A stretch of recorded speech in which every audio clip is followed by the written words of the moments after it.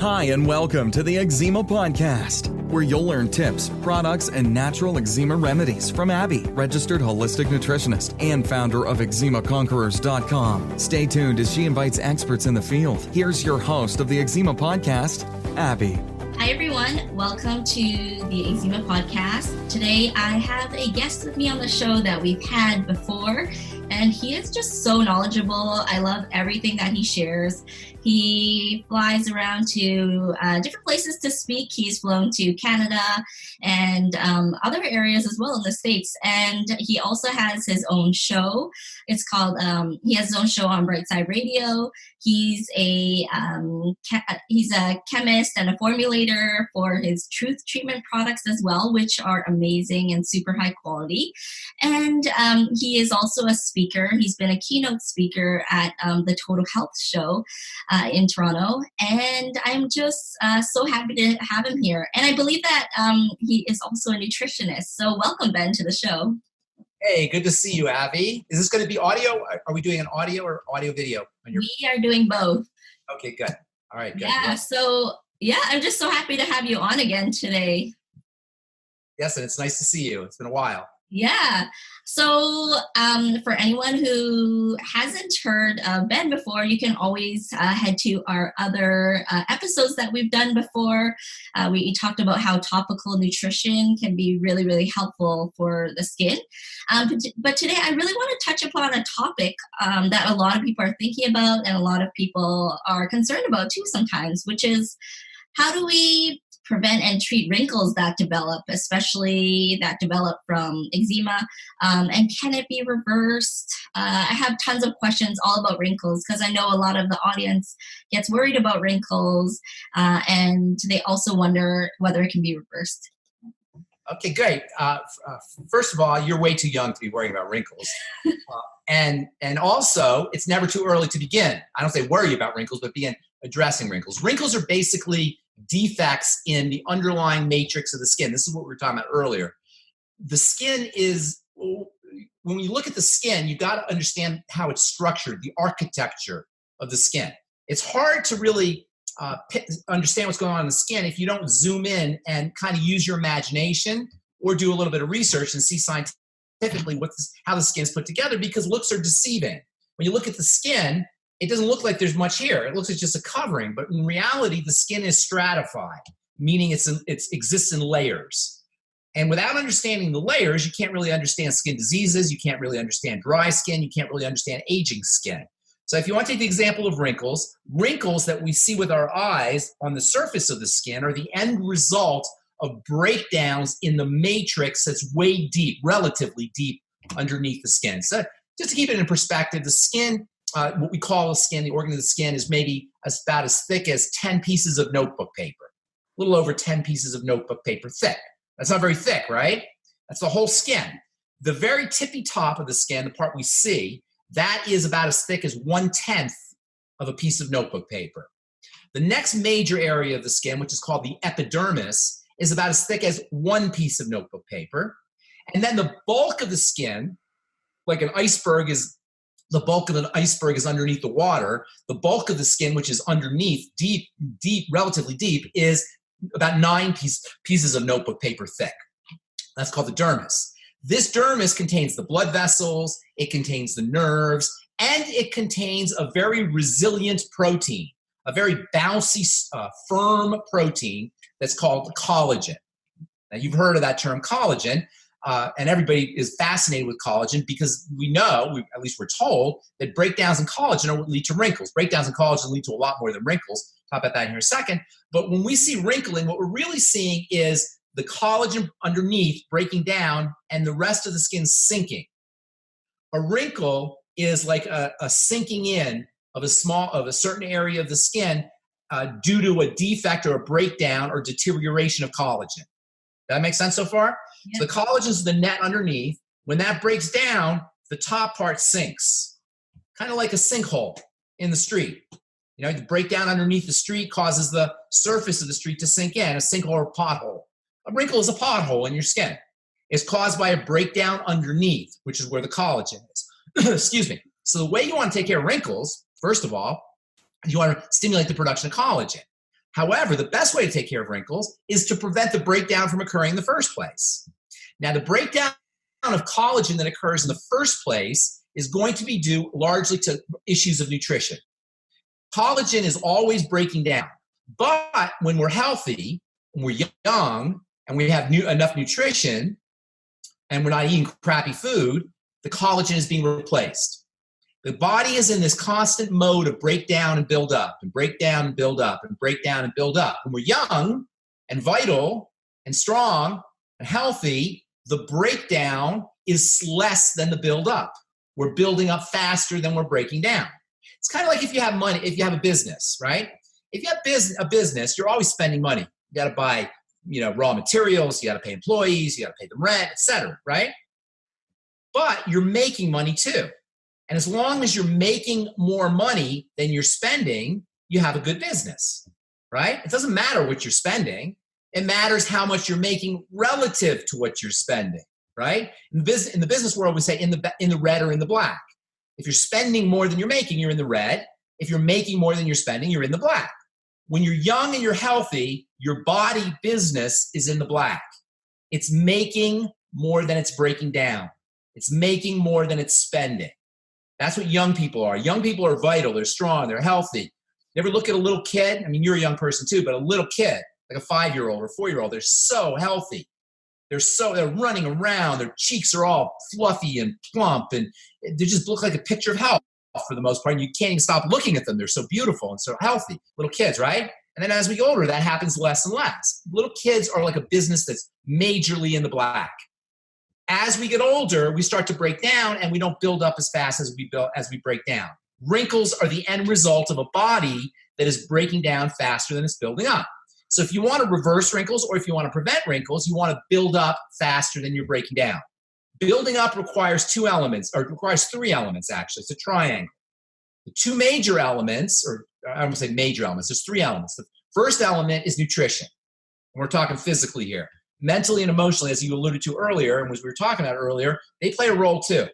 The psychological aspects of health, of physical, of bodily health, as well as skin health, are not to be underestimated. But let's talk physically for right now. There's 3 ways to build tissue. Okay? Number 1, you build tissue with raw materials. You need nutrition.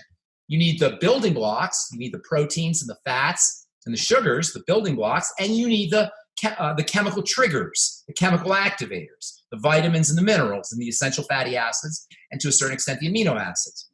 So you need the nutrition. Then you need to stimulate. The body will not grow unless it's being stimulated. We have a word for stimulation. Okay? What's the word for stimulating the body to make it grow? Challenge. You know. No, I have no idea. Yes, you do. Exercise. Oh, right. Exercise. Yeah. Exercise. That's what exercise is. Exercise is stimulating the body to make it grow. And you need nutrition and you need exercise. And the third component you need to grow, tissue, is something that people don't really recognize as much as they should, and that is rest. The combination of nutrition, exercise, and rest forms a 3-pointed triangle that allows tissue to grow effectively, allows cells to divide effectively, allows cells to produce proteins and do all the work they do effectively. So I call it exerrest because it's kind of like one process. And you can picture a triangle, exercise over here and rest over here on the bottom, and then nutrition on the top. You always need nutrition. Sometimes you want to be stimulating and sometimes you want to rest. And there's kind of there's a ratio or a proportion of exercise to rest. Now, when we think about exercise, we think about lifting weights, or we think about running, or we think about yoga, or we think about bike riding or hiking. There's things that move in our body, but what's under-recognized and underappreciated is you can exercise your skin. There are ways to exercise your skin. So you say, how the heck can I exercise my skin, right? What am I going to do to exercise my skin? Well, let's say, what is exercise? Exercise is stress. Exercise is controlled stress. Not just any stress, but controlled stress, right? When you get on the exercise bike, if you got on the treadmill, let's say, I don't know if you've ever been on a treadmill, but if you get on the treadmill and you put it up to 10, you're going to be going like really, really fast. That's not a good thing, right? But if you go all the way down and you're just going like this, that's not a good thing either. You got to be somewhere where it's stressful, but it's not too stressful. You got to find a sweet spot. So with the skin, with the same thing. we can exercise the skin by putting a stress on the skin, but we've got to find a sweet spot of stress. Turns out that one of the best ways that I've discovered to stress the skin is to put something on the skin that duplicates the environment of the muscles when you exercise the muscles. We want to duplicate the same environment that initiates growth in the muscles on the skin. So what is the chemistry of the muscles when we're growing? Do you lift weights? Have you been to the gym? Do you lift weights, Abby? Once in a while. Okay, once in a while. But you've had experience with it, right? So when you lift weights, if you really want to get nice and big and strong, you lift your weights until you feel the burn. Exactly.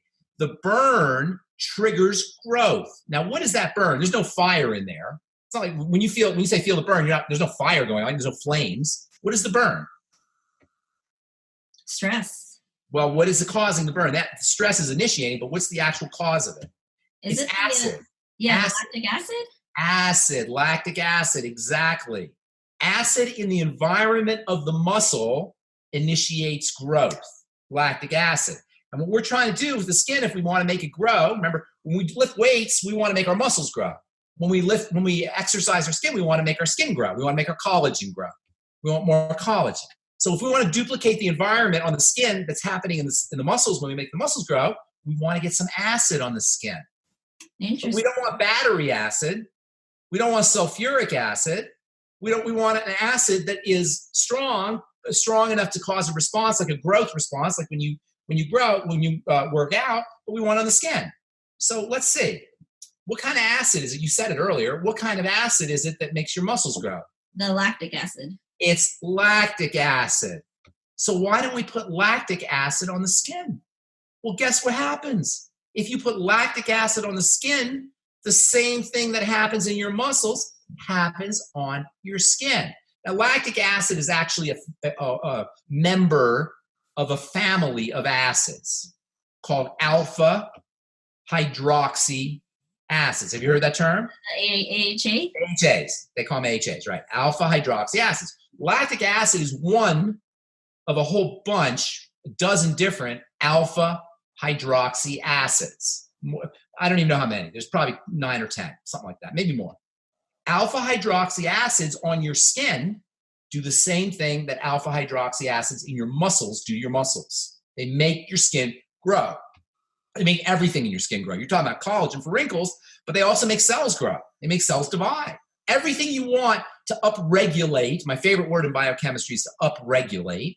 Everything you want upregulated, collagen production, moisture factor production, cell division, all of the things that you want upregulated in the skin will get upregulated when you put alpha hydroxy acids on your skin, exactly the same way as the alpha hydroxy acids in your muscle upregulate muscle tissue synthesis. Okay? So that's the first step. Remember, there's 3 steps though, right? That's the first step, is taking your skin to the gym, stimulating, right? Exercising. The second step is rest. Your muscles don't grow when you're lifting weights. When you go to the gym and you lift weights, your muscles aren't growing. Your muscles are growing the next day when you're sitting on your butt watching TV, right? They're growing during the rest period. That's so important. It's very important because overtraining is a big mistake that people make when they start a workout program. They work out too much. So understanding the yin and the yang, or the yang and the yin, of exercise and rest. I know you've ever seen the yin and yang symbol? Yeah. Okay, the yin yang symbol has 2 parts to it, right? The yang leads to the yin, and that leads to the yang, and that leads to the yin. It's a circle, right? And there's 2 parts to it. It's the same idea. Exercise should lead to rest, should lead to exercise, should lead to rest, should lead to exercise, should lead to rest. And you want to find just the sweet spot for you. If you go into the gym, it may be you want to work out with weights twice a week or 3 times a week, and then you want to rest 4 times a week. Maybe for you, it's 5 days on, 2 days off. Maybe it's 1 day on, 1 day off. There's a sweet spot. You got to find where that is for you. When people lift weights, they usually will do upper body on Monday, lower body on Tuesday. They take Wednesday off, and again, upper body Thursday, lower body on Friday, etc. Same idea with the skin. You got to find out where that sweet spot is, and you want to find a balance between stimulating with alpha hydroxy acids and taking a day off. Some people it's twice on, 2 weeks on, 1 day off. You got to find where that sweet spot is. Okay? Remember, those are just the base of the triangle. Then there's the third point. The third point of the triangle is the nutrition. Now, nutrition for the skin comes in two directions. Because the skin's on the outside of the body. When we talk about nutrition for the liver, nutrition for the heart, nutrition for the spleen, nutrition for the intestine, nutrition for the lungs, nutrition for the pancreas, et cetera, when we talk about nutrition for the inside part of the body, we're talking about eating, because the nutrition for the inside of the body comes in from the blood, right?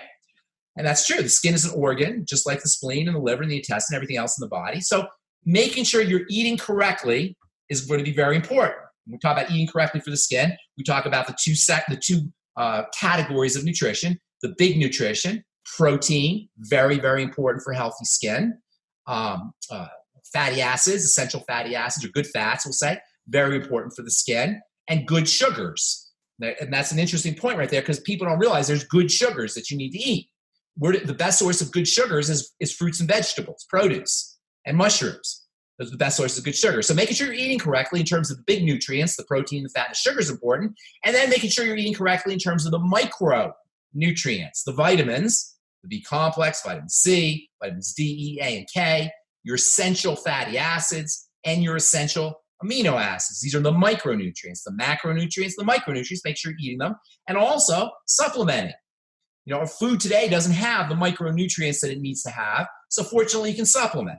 So you got to make sure you're on a supplement program. So making sure you're getting the good nutrients through food and through supplementation is important for the inside of the body. But here's the thing. With the skin, it's on the outside of the body, so we can nutriate the skin from this way too. With the skin, we get two directions. With the liver, there's only one direction, or the inside of the body is only one direction. You eat, right? You're not going to nutriate your liver from the outside in because you don't have access to it. But we have access to the skin. So with the skin, we have a second way that we can nutriate. And this is where my true treatments come in. This is where all my formulations come in. I designed all my formulations to be vehicles for delivering nutrients so you could feed the skin from the outside in. That's what distinguishes true treatments from skincare products. That's what distinguishes all my formulations from ordinary skincare. All my skincare formulations are nutritional supplements for your skin. I don't do feel-good creams that you rub on. Oh, that feels lovely. Oh, isn't that nice? Oh, I don't do that. My formulations are designed to drive nutrition in from the outside in, the same way you take a supplement and it drives nutrition from the inside out. It's just the direction. Follow me? And the one thing I do love about what you do, Ben, is that you're not just like another formulator. There's a lot of formulators out there, but you actually do know the nutrition component too, because you are a nutritionist. So you know both. It's really rare to find, actually. It's impossible to find. I'm a chemist, and because I'm a biochemist, and that allows me to have access to understand how to have access to the skin from multiple directions. It also allows me to understand the interaction between the tissue and topical products. It's a whole different, there's a lot of people in the skincare business. It's almost nauseating how many people, Kylie Jenner and Cindy Crawford and Gwyneth Paltrow and those twins. I forgot the names of the twins, the fashion twins, whatever they are. I'm in the skincare business. I got friends. I'm in the skincare business. They don't know anything about the skin, chemistry, physiology, biochemistry, even fancy skincare products from Estee Lauder and from L'Oreal. They're made by cosmetic chemists. They're not made by biochemists or nutritional chemists. People who understand how skin is architected, or people who understand how skin cells can be stimulated to grow. Because when it comes right down to it, there's not a lot of things the skin needs. So let me just finish this and that'll become more understandable. So with the skin, we have access from the outside, so we can feed the skin from the outside in, but not everything will be received by the skin. Understanding the architecture of the skin becomes important. Now we're here talking about collagen and wrinkles, but this is important for eczema too. So from the outside in, if you really want to feed the skin from the outside in, we got to understand how the skin is structured, the architecture of the skin. So the skin is made up, like I said earlier, of layers. The top layer is made up of a hard protein, very hard, like your fingernails. You actually have a microscopic film of fingernail, like shellac. When a carpenter wants to protect furniture, he'll paint it with a layer of shellac. and that protects the wood underneath. Nature has done the same thing. We have a layer of shellac on the surface. That layer of shellac is microscopically thin. You can't even see it, right? It's invisible because it's microscopic, but it's like a layer of shellac, or it's like a leaf. If you ever look at a leaf really closely, you'll see a layer of wax on the surface of the leaf. Well, likewise, we have a layer of wax or some shellac on the surface of the skin. It's called keratin, and it's made up of the same material as your fingernails. Okay? This keratin, or even a rhinoceros's hoof, or a deer hoof, or a rhinoceros's horn, I should say, or a deer's hoof, this hard material. Wherever there's hardness in nature, you have this keratin, and it's the same thing on top of the skin. That keratin has to be acknowledged and addressed if you're going to get nutrition into the skin, because the keratin is a barrier. In fact, it's called the barrier. It's called the stratum. Stratum means layer. Corneum means hard. It's called the hard layer. And the stratum corneum layer is a barrier. So the first thing we have to recognize and acknowledge and deal with if we're going to be feeding the skin is we got to figure out how to get through that barrier. All right? Underneath the barrier, you have multiple layers, and you don't have any cells until you get to the bottom. So the skin is made up of three main layers: a thin varnish or shellac on the surface, another layer underneath, and at the bottom of that second layer, you have what are called living cells. Those living cells are where you get cancer. Nobody gets cancer on the skin surface. Nobody gets cancer on the upper layers of the skin. We only get cancer at the basal layer, and they call basal cell carcinoma, or the squamous layer. They call squamous cell carcinoma. At the basal layer and the squamous layers where you get cancer, you don't get it above, you get it at the basal layer and the squamous layer, because that's where the basal layer and the squamous layer are where the living cells are. And if we're going to talk about feeding, we're going to talk about nourishing, you have to talk about the cells, because you don't feed the shellac. You don't feed the layers. You feed the cells. So if we're going to be feeding the cells or feeding the skin, we've got to get first past the barrier, the stratum corneum barrier, and then we've got to get past the upper layers of the epidermis to get to the basal layer and the squamous layer where the living cells are. And if we really want to feed the skin and we want to prevent wrinkles, we got to go even deeper. We got to go into the dermis, that 90% underneath. That's where the collagen-making cells are. That's where the hyaluronic acid-making cells are. That's where the blood vessel cells are. That's where all the good stuff is. So not only do we have to get past the stratum corneum if we're going to feed the skin effectively, we've got to get past the epidermis or the upper layers. Then we got to get to the lower levels of the epidermis where the basal cells are and the squamous cells are. And then we got to even go deeper into the dermis. So this is a tall order. Not every nutrient can do this, but there are two nutrients that can do it very effectively. One is vitamin C, and the other is vitamin A. And this makes vitamin C and vitamin A the two most important nutrients for the skin.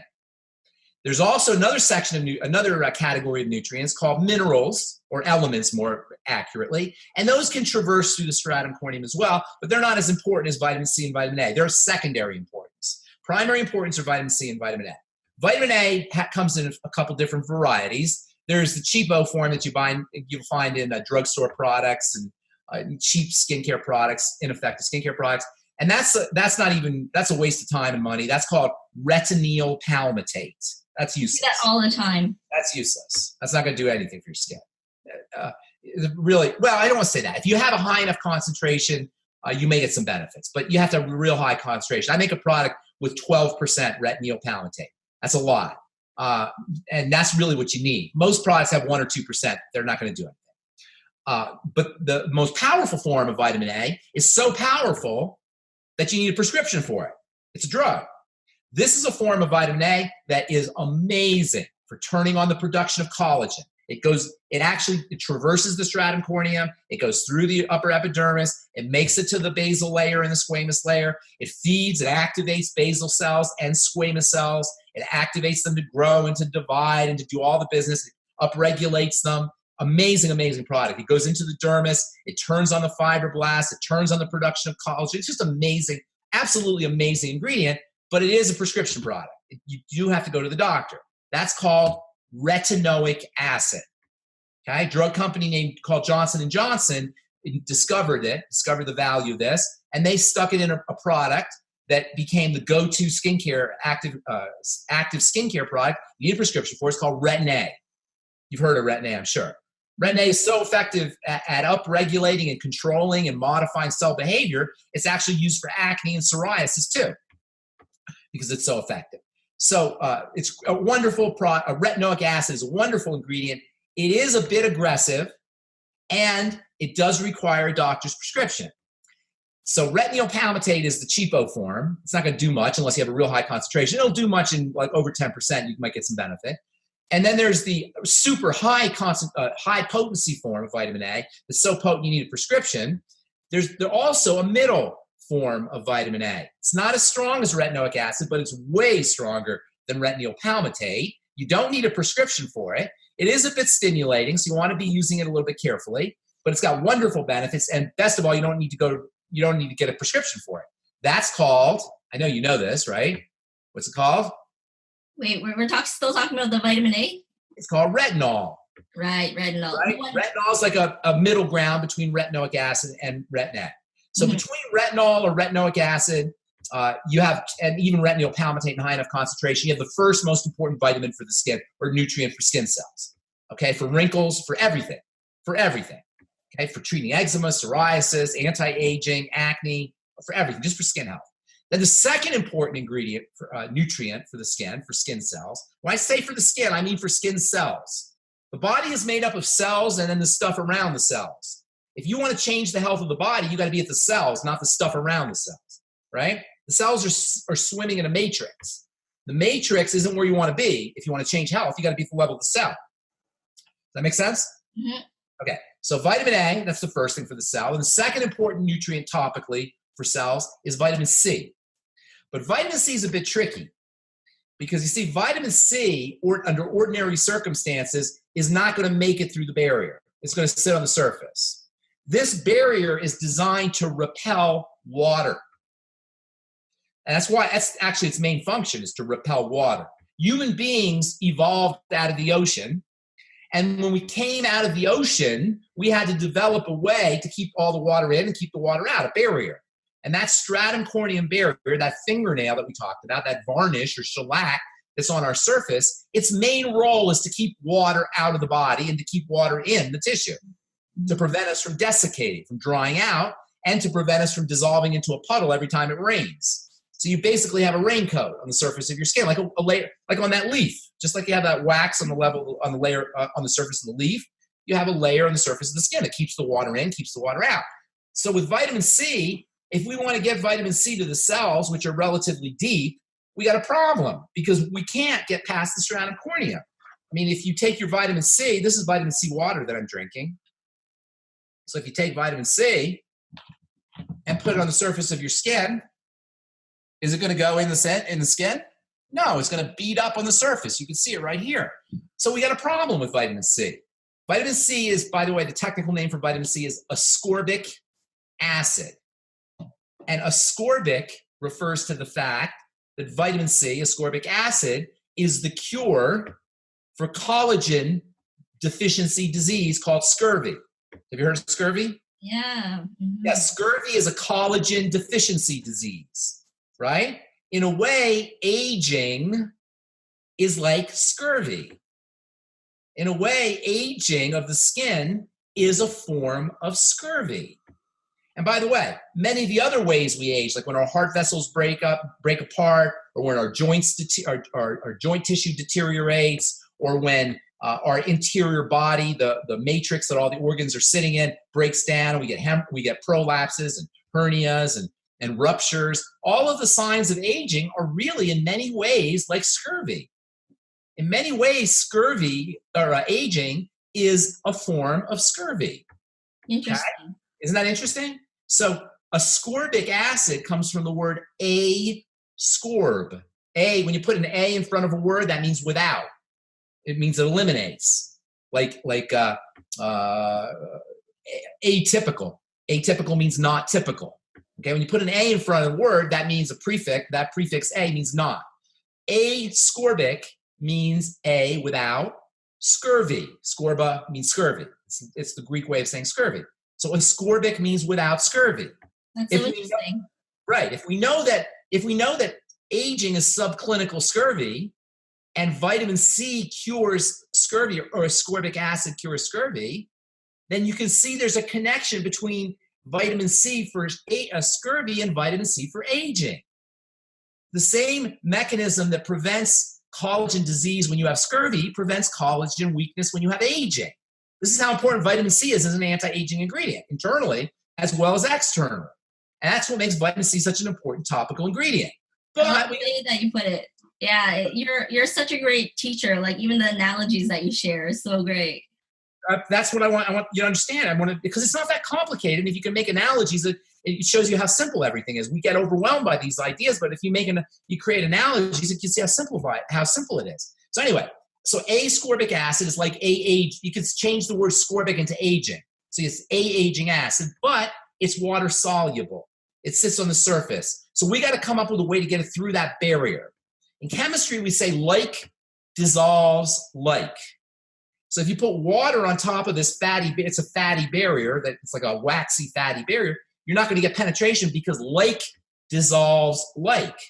But if you can get a fatty material, it will go through the fatty surface. It will dissolve through the fatty surface. So what we got to do here is we got to figure out how to a way to get ascorbic acid and turn it into fatty ascorbic acid. So vitamin C is important. It's your anti-aging vitamin. Vitamin C stimulates the production of collagen and high hyaluronic acid and help make skin cells healthy, the basal layer and the squamous layer. It beads up on the surface, but if we can make it fatty, we can get it through that surface to where it needs to be. And that's the importance of fatty vitamin C. There's a way industrially, there's a way to take fat and stick it onto the ascorbic acid molecule. And that turns ascorbic acid into a fatty ascorbic acid. The most common fat in the skin is something called palmitic acid. Palmitic acid is a fatty acid. It gets its name because it's found in palm trees or in palm fruit, but it's also found in the skin. In fact, it is probably the most abundant fatty acid in the skin. And if you take palmitic acid and stick it onto vitamin C, you now get something called ascorbyl palmitate. Or if you do a lot of palmitates and palmitic acid and stick them on vitamin C, you get something called ascorbyl tetraisobipalmitate. Tetra means 4. So if you got 4 pieces of palmitic acid and stick them onto vitamin C, you get ascorbyl tetraisobipalmitate. Or if you only have 1, you get ascorbyl palmitate. These 2 forms of vitamin C can penetrate through the stratum corneum. The palmitic acid pulls the ascorbic acid through the stratum corneum. So if you want to use vitamin C, you've got to use fatty vitamin C. This is the only kind of vitamin C I ever formulate with, is fatty vitamin C. And the combination of retinol, fatty vitamin C, exercise, and rest, in addition to internal nutrition, is your main strategy for keeping the skin healthy, beautiful, and wrinkle-free and producing collagen. And that's a long-winded 25-minute answer to your question about how you prevent wrinkles and how you take care of wrinkles. I hope you enjoyed today's episode and learned just as much as I did. I just absolutely love his teachings, and I just love Ben's products as well. If you want to find out more about Ben's products, head to truthtreatments.com and use the code HaveTheTruth20, and that's HaveTheTruth20 for 10% off. I've been using his products for the longest time, and I just love them for my face. I just introduced someone to them, and he said that after he used the omega-6 healing cream, his face was less red and less dry as well. So if you do end up using it, let me know how you like it, and stay tuned for part 2 of this episode, where there will be so much information that we'll be sharing, and I hope that you enjoy it and learn from it as well. Stay safe and have a great day. Thanks for listening to the Eczema Podcast, and stay tuned for our next episode. If you like what you just heard, we hope you'll pass it along to your friends. Visit eczemaconquerors.com for more articles and tips. Thanks for listening.